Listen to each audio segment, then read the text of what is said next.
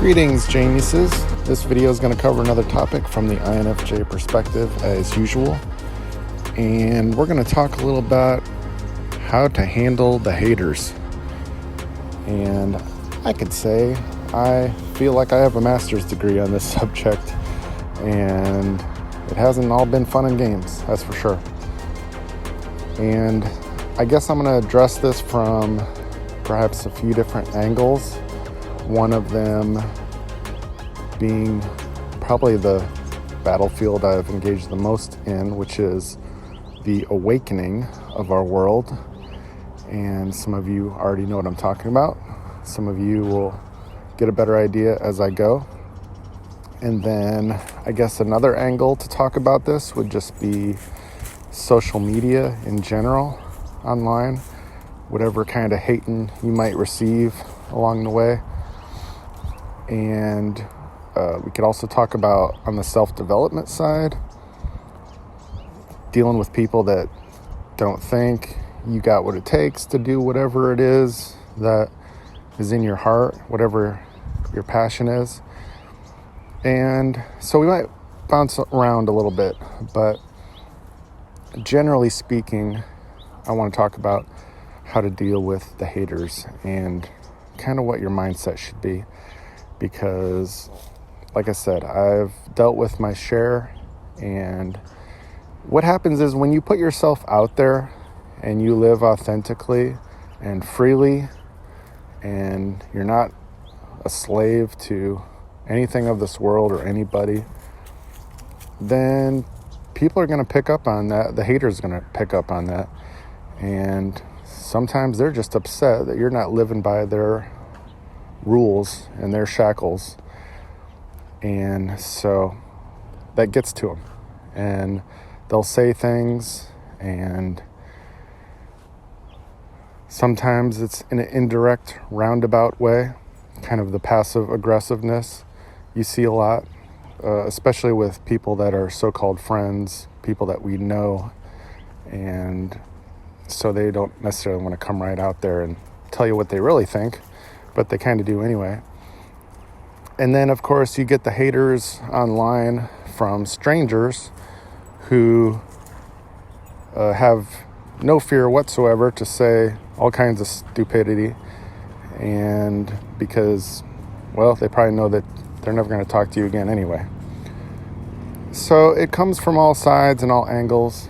But generally speaking, some rules of thumb that I've realized is, if somebody, upon that initial interaction, that first sentence, that first post, whatever it is, if they're already hating you from the start or giving you some crap about something, then guess what? They're probably not going to be very open to what you have to say, or your perception of things, or your authenticity in any shape or form. So, you know what I say to that? Forget about them. You don't need to convince them of anything. You don't need to prove to them that you were right. No, it just doesn't matter. It's a waste of time.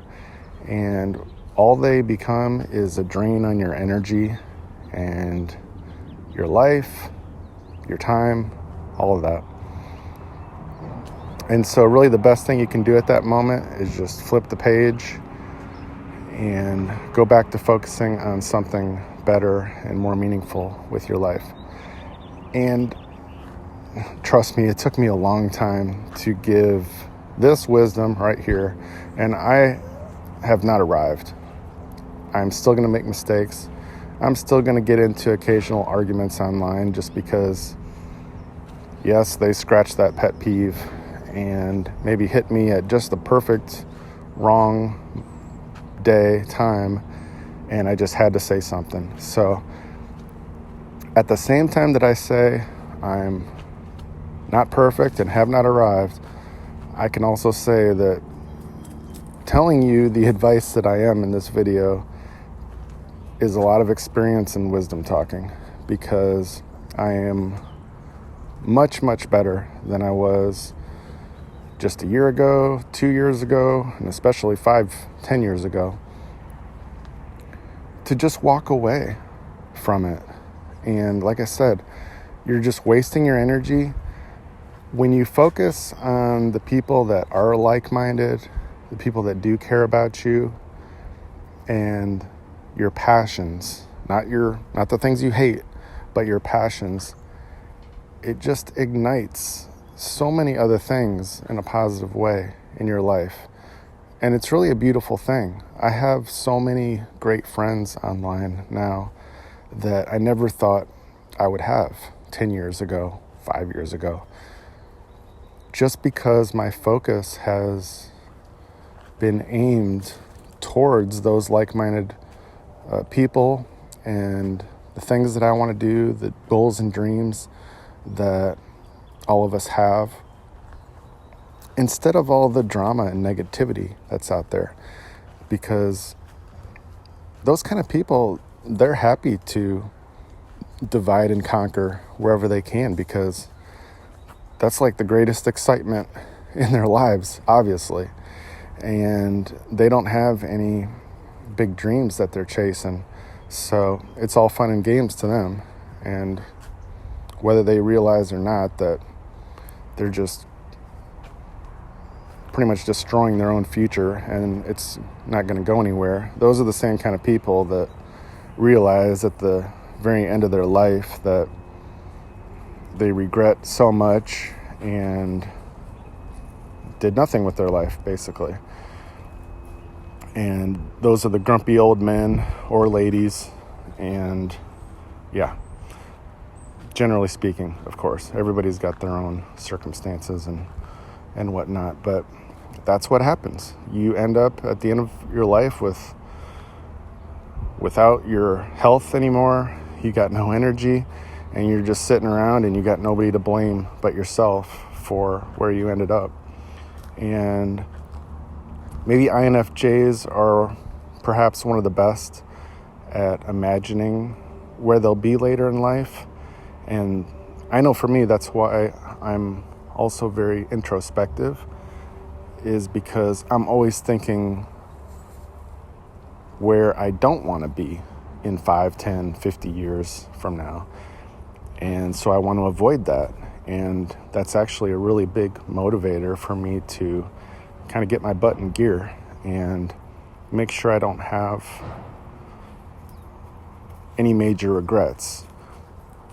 Now, we're all human, we all make mistakes, so we're all going to have some regrets later in life, but I'm just thinking on the large scale, we're going to have some regrets, but we don't want to have those major regrets, like having some dream, whether it be a hobby, career, whatever, that we knew our whole life that we wanted to pursue, and we just never did it because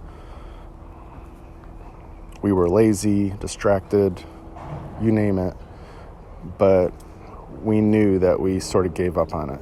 And so, me personally, I want to make sure I don't have any cards on the table if I'm blessed to live to a ripe old age and I'm, at the end of this life, moving into eternity soon. And sure, there will be regrets, but that is one of my motivators on a regular basis, is just thinking that I want to keep growing, keep becoming a better person. And so back to haters, you just have to remember it's really all about your self-worth, self-esteem, self-love at the end of the day. And you don't want to let these people take away your energy. And it's really made me such a happier person. And that's the reason I'm here making this video for you and continuing this channel, is because it's not just giving back to you, but it's a chance for me to look back at lessons I've learned and just continue growing as a person. And even as I'm saying things to you, it helps me realize things in a different way, from a different perspective. And that's, again, one of the things about journaling.